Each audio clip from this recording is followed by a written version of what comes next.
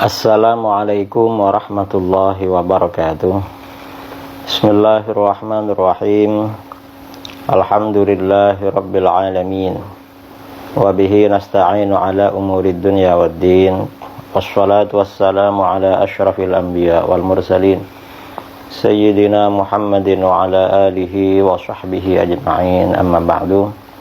Saudara-saudara kaum muslimin dimanapun Anda berada, khususnya warga Nahdliyin Ahlus Sunnah wal Jamaah di Indonesia dan sekitarnya. Pagi kali ini kita akan membahas tentang tes DNA.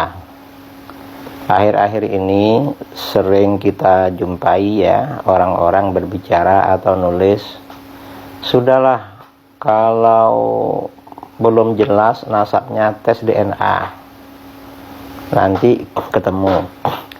Jadi dengan mudah saja bilang tes DNA. Tes DNA ini padahal tidak demikian. Menurut keputusan Lembaga Fikih Islam Internasional, Majma'ul Fikih Al-Islami, tes DNA ini baru dilakukan dalam kondisi-kondisi darurat. Contoh, misalnya ada seorang ibu melahirkan di persalinan, di klinik, di rumah sakit. Lalu bayinya tidak diketahui mana bayi dia dan mana bayi orang lain, seperti mau tertukar.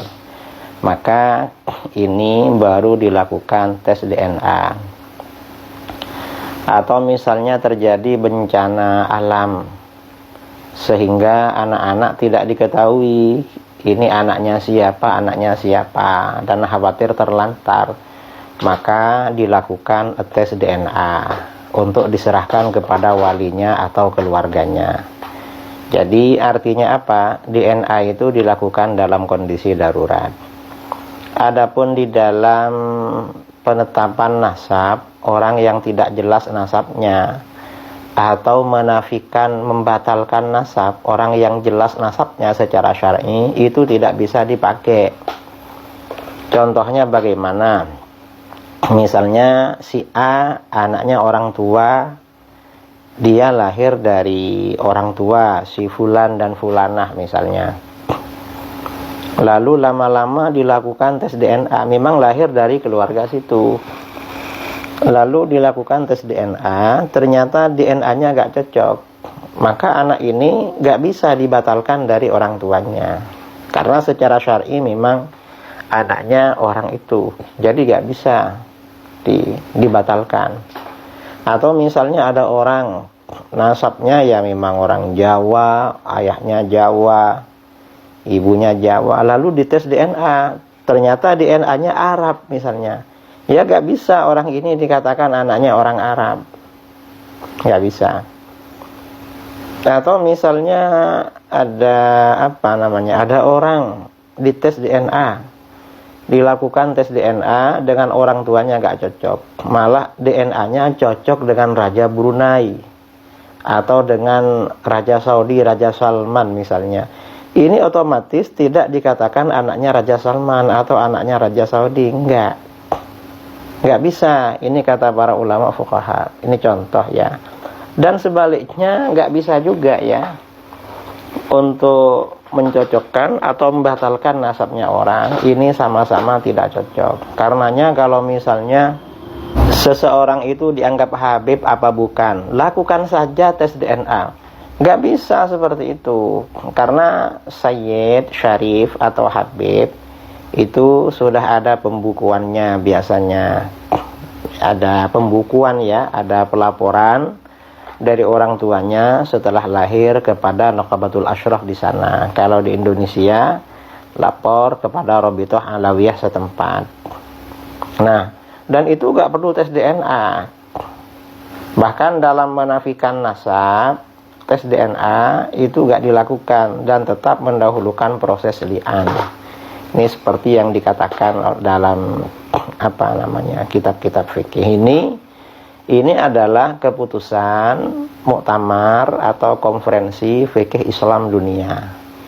Dan ini fatwanya Syekhul Azhar, fatwanya Syekh Ali Jum'ah, fatwanya Syekh Wahbah Az-Zuhaili dalam Fiqhul Islami wa Adillatuhu, fatwanya mufti Mesir yang sekarang Syekh Syauqi Alam, dan semua mufti-mufti fatwanya seperti ini.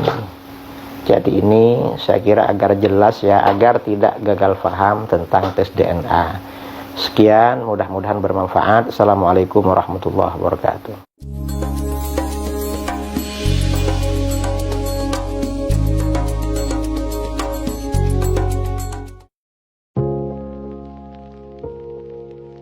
Assalamualaikum warahmatullahi wabarakatuh.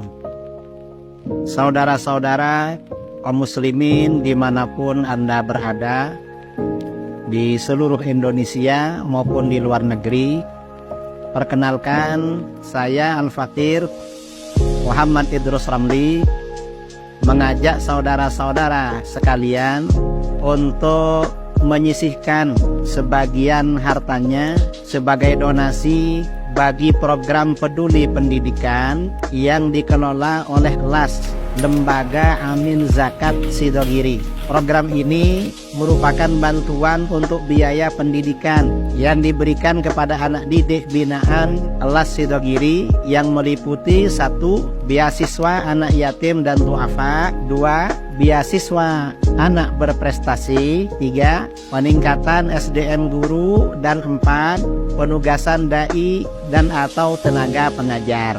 Silahkan saudara-saudara, kami tunggu donasinya melalui rekening yang tertera di video ini.